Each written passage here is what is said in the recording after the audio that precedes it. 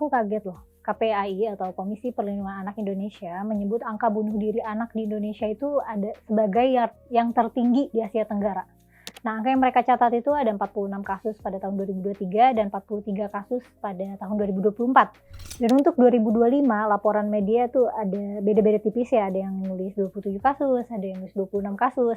Dan untuk awal 2026 ini, ada yang menulis sudah ada 5 kasus, ada yang menulis sudah ada 3 kasus, pokoknya tapi semuanya merujuk pada paparan KPAI ya. Dan aku jadi kepikiran ya, ketika hal seberat ini muncul berulang kali pada anak gitu ya. Anak yang merupakan kelompok yang paling bergantung pada lingkungan dan pada orang dewasa sekitar ya.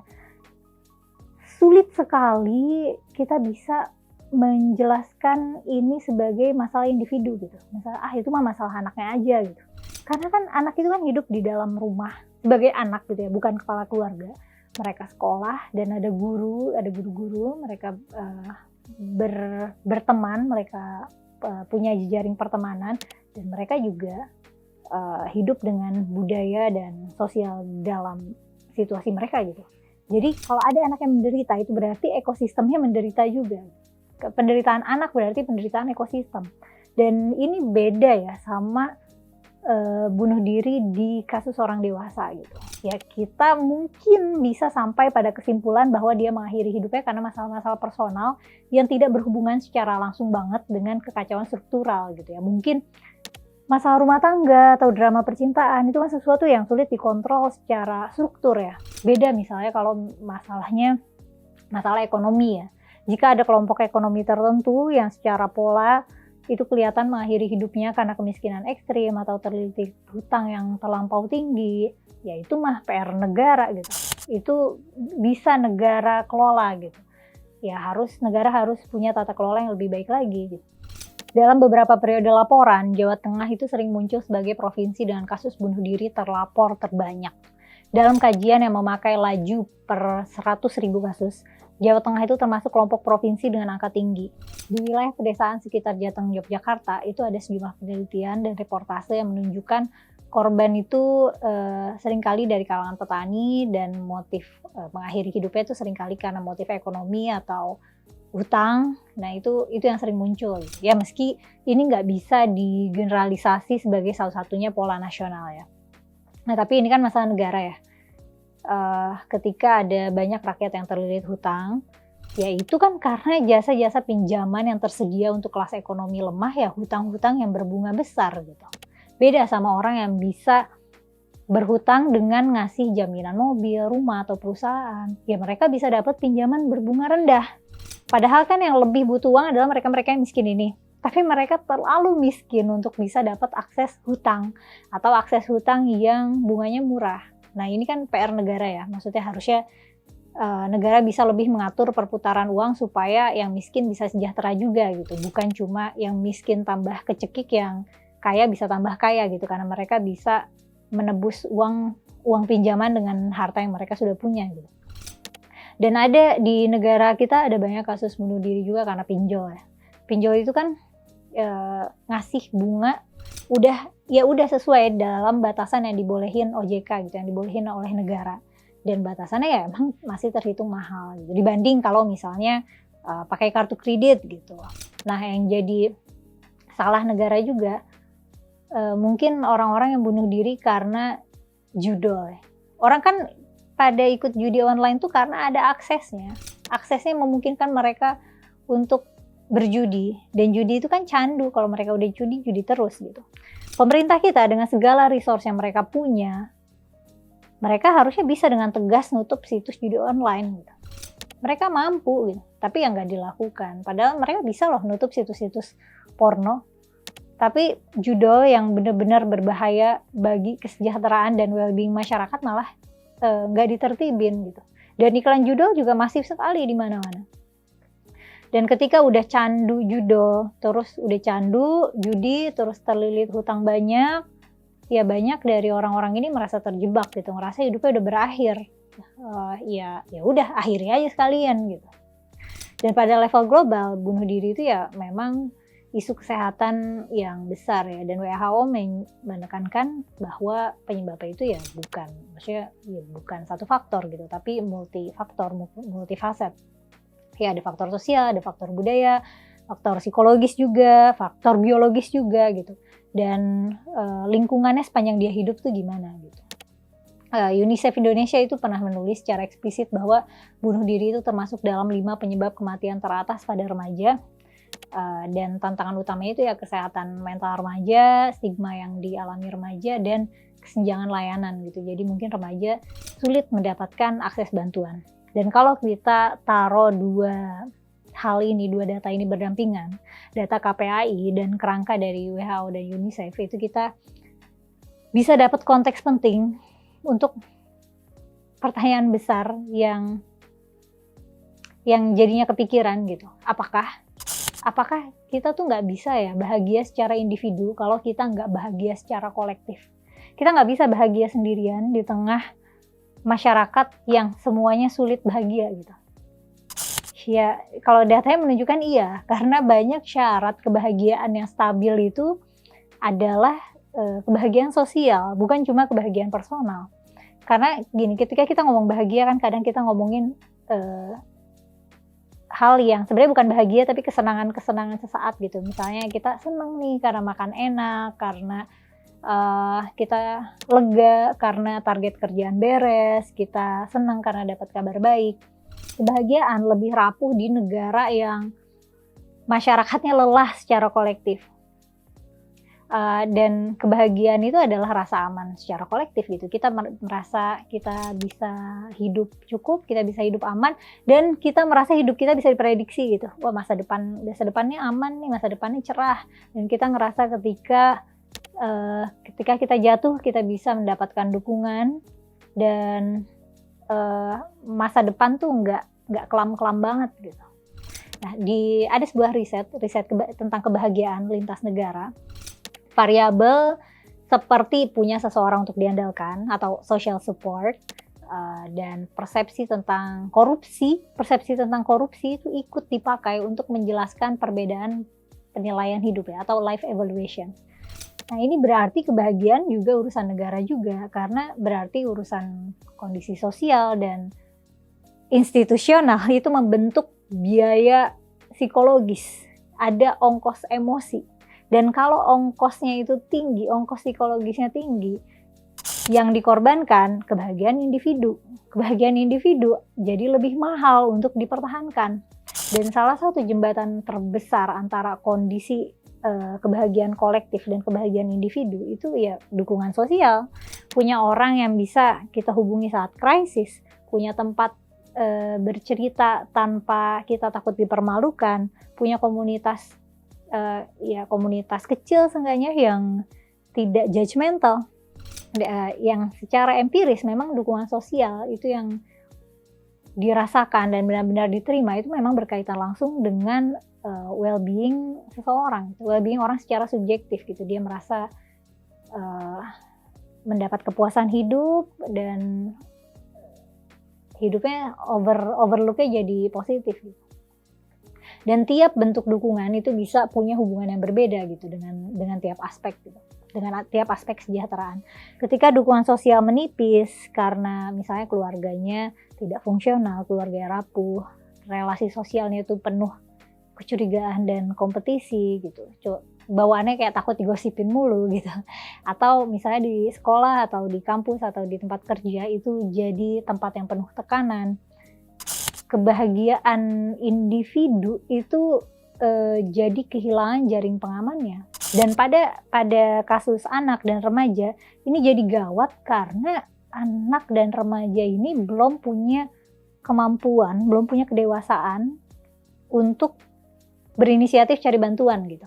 Atau bahkan mereka belum punya keterampilan untuk menamai emosinya atau meregulasi stresnya sendiri.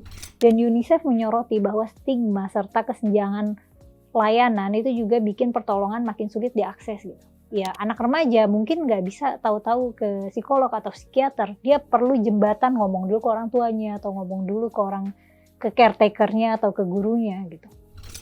Tapi masalahnya dukungan sosial itu sulit tumbuh tanpa kepercayaan. Jadi kepercayaan itu strukturnya gitu, infrastrukturnya, fondasinya, kerangkanya. Dan ketika kita percaya orang lain itu relatif bisa diprediksi. Jadi apa ya? Kita yakin nih, ini orang yang kita percaya ini nggak akan memanfaatkan kelemahan kita. Ya sistem saraf kita jadi rileks, kita nggak jadi harus was-was terus, kita jadi merasa aman. Tapi ketika kita sulit untuk merasa percaya pada orang sekitar kita, ya jadinya kita hidupnya harus survival mode gitu. Kita harus banyak mikir strategi bertahan, kita harus banyak curiga, energi habis untuk menjaga diri supaya tidak dirugikan orang lain. Dan ini sesuai dengan teori social capital dari Robert Putnam. Jadi Robert ini menjelaskan bagaimana jaringan partisipasi sosial dan norma reciprocity atau ketersalingan gitu, dan rasa saling percaya itu memfasilitasi kerjasama dan supaya saling tolong-menolong. Dan ketika itu melemah, ya kualitas hidup sosial ikut turun. Ya, kalian suka dengar nggak sih jokes atau meme di sekitar kita yang bilang katanya orang Indonesia tuh bisa masuk surga jalur WNI karena ujian mental kita tuh berat banget, hari-hari ada aja yang menguras emosi. Nah emang hidup di negara yang tata kelolanya sulit untuk kita percaya, sulit untuk membuat kita merasa aman, ya itu ongkos mentalnya besar tuh, karena kita hari-hari greget, kesel, ngerasa helpless, ngerasa frustasi dan sebagainya. Jadi wajar kalau ada orang-orang, semoga bukan kita, sulit bahagia di negara di mana penyelenggara negara bekerja dengan cara yang seolah mengkhianati kita gitu. Misalnya mengkorupsi uang pajak kita, uang bansos, mengkriminalisasi yang nggak bersalah, atau lembaga peradilannya tidak menegakkan keadilan, yang harusnya menjaga keamanan malah suka berantem sendiri antar instansi atau menganiaya sipil. Dan banyak dari kekacauan tata kelola ini bikin kita sulit merasa tenang dan bahagia. Sebagai orang Indonesia rasanya wajar kalau kita sulit merasa bahagia beneran gitu, bahagia yang tenang, aman, damai. Kalau hari-hari dengar misalnya ada yang mati karena kelalaian negara, ada uang besar yang dikelola secara nggak adil, atau dinikmati cuma oleh segelintir elit politik, atau punya pemimpin-pemimpin yang suka asal ngomong, yang nggak kompeten, asal-asalan bikin kebijakan, asal-asalan ambil keputusan. Ini kan wajar kalau itu bikin stres dan frustasi gitu. Dan di era digital ini emosi itu menular, emosi kolektif itu menular. Di Indonesia kan banyak yang ngalamin capek sosial ya, dan bukan karena satu tragedi besar gitu. Ya ada tragedi besar juga hari-hari, tapi ada konflik harian juga di timeline gitu. Misalnya ada perundungan, terus ada kecemasan ekonomi gitu. Semua orang ngeluh gak punya kerja lah, atau PHK, atau gajinya di bawah UMR gitu. Terus hari-hari kita lihat sektor pendidikan lemah banget gitu. Sementara kita khawatir masyarakat kita IQ-nya rendah dan takut bodoh-bodoh semua gitu. Terus gaji guru sekolah kecil. Nah jadinya emang merasa tidak aman itu ya rasa alamiah gitu. Ya alami kalau kita merasa was-was dengan adanya paparan berita-berita di internet gitu. Dan jadinya mungkin kalau kita kembali ke pertanyaan besar ya, apakah bahagia itu urusan pribadi atau urusan sosial? Ya jawabannya mungkin nggak bisa sederhana gitu, nggak bisa dijawab hitam putih gitu. Karena memang kebahagiaan punya komponen personal ya, misalnya apakah kita tidurnya cukup, apakah kita cukup gerak, apakah kita punya kemampuan cara berpikir yang sehat, kita punya kemampuan untuk mengelola dan meregulasi emosi sendiri. Tapi kan kenyataannya fondasi rasa aman untuk hidup itu banyak ditentukan oleh kualitas relasi sosial dan kualitas institusi gitu, kualitas penyelenggara negara kita. World Happiness Report menunjukkan bahwa dukungan sosial itu berkorelasi dengan berkurangnya emosi negatif dan bersamaan juga dengan rasa kebebasan dan ketiadaan korupsi sebagai persepsi ya. Jadi kita percaya nih, kita nggak pengelola negara kita nggak mungkin kok korupsi uang kita gitu. Dan rasanya ini ya selaras juga dengan intuisi kita, di mana kita ngerasa ketika orang merasa bisa mengandalkan orang lain dan bisa mengandalkan pemerintah. Ini pemerintah nggak mungkin memeras aku, nggak mungkin memeras warganya, nggak mungkin mempersulit hidup warganya. ya kebahagiaan individu itu lebih mungkin tumbuh tanpa harus dipaksa gitu. Dan satu sisi yang paling krusial itu kebahagiaan individu itu ternyata seringnya tumbuh dari rasa agensi gitu ya, rasa bahwa tindakan kita punya dampak, rasa bahwa kita punya punya free will. Jadi manusia itu cenderung lebih stabil ketika hidupnya tuh connected, tersambung dengan orang lain, tersambung dengan lingkungannya gitu. Dia merasa berguna dan dia berada dalam koneksi atau jaringan yang bisa saling menguatkan gitu, dalam lingkungan yang suportif. Jadi kalau misalnya lingkungan itu nggak bahagia, ya itu menjadi rusak gitu. Ruang-ruang yang membuat orang merasa aman dan punya arti di circle itu jadi terganggu juga gitu. Tapi kalau misalnya kita nggak punya circle yang aman, ya kita jadinya kembali hidup untuk bertahan hidup. Kita hidup untuk bertahan hidup, bukan menikmati hidup. Tapi kalau kita kembali lagi ke data awal KPAI tentang bunuh diri anak dan fakta UNICEF bahwa bunuh diri itu termasuk penyebab kematian teratas pada remaja, jadinya rasanya kita dapat realita keras bahwa kondisi kolektif itu ya sepenting itu gitu.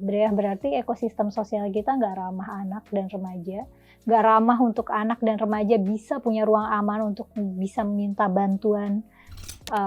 Berarti anak dan remaja kita bisa jadi mereka tidak punya relasi yang tidak judgmental, yang tidak mempermalukan mereka, dan mereka masih sulit mendapatkan akses pertolongan yang real gitu, yang nyata.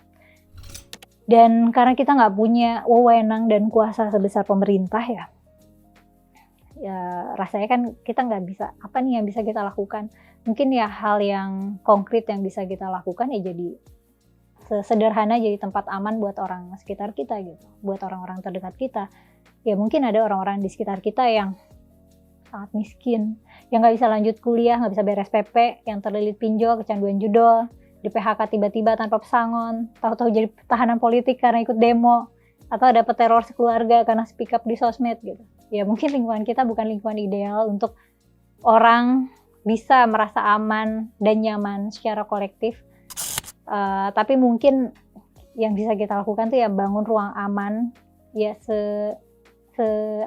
seluas yang kita bisa, meskipun itu sebenarnya sempit gitu ya untuk orang-orang terdekat kita, dan sangat mungkin itu udah jadi makna yang besar, yang bisa keamanan yang besar yang bisa kita ciptakan di tempat yang sepertinya tidak terlalu aman ini. Tapi ini perasaan aku aja, atau apakah memang suasana sosial dan politik memang cenderung semakin lebih depresif dan membuat kita merasa helpless ya? Kalau perasaan kamu gimana? Kamu bisa optimis sama masa depan kamu secara umum nggak? Cerita di kolom komentar ya. Makasih udah nonton sampai selesai. Sampai ketemu lagi di konten selanjutnya.